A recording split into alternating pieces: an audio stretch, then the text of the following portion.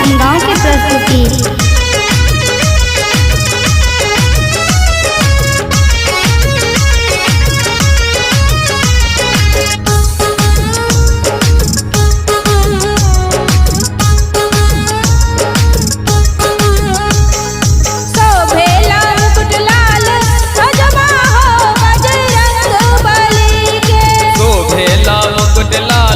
ध्वजबा हो बजरंग बली के,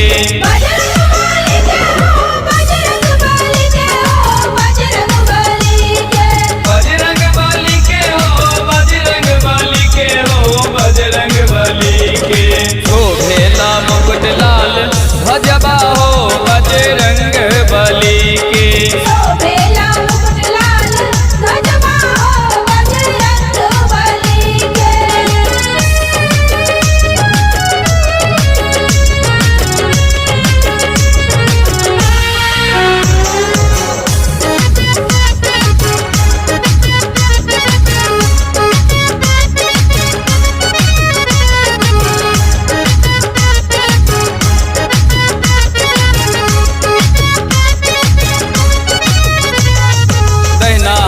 गदा विराजे बाए पर्वतवा,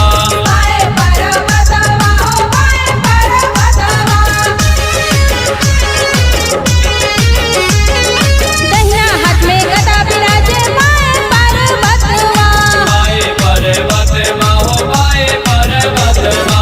गर्दन में राम जी के मलबा हो बजरंग बली के।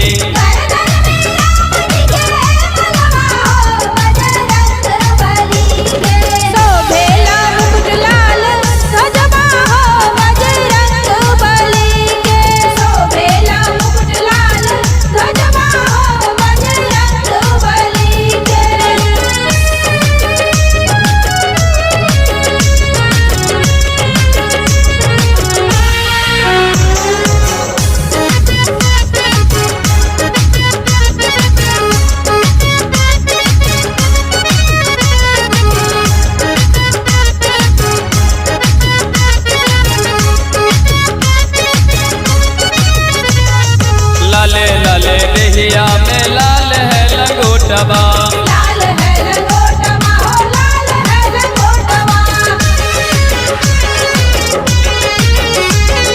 लाले लाले देहिया में लाल है लंगोटवा, लाल है लंगोटवा हो लाल है लंगोटवा।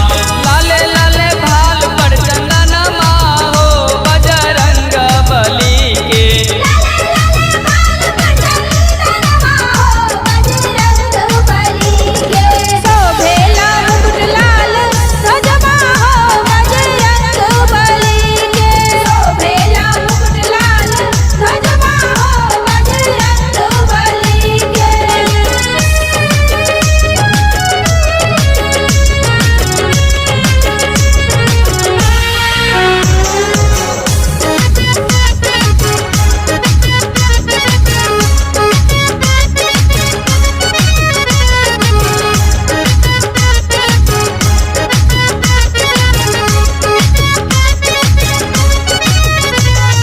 सुबह शाम श्रृंगार शोभे मध्य पहर में भोग हो,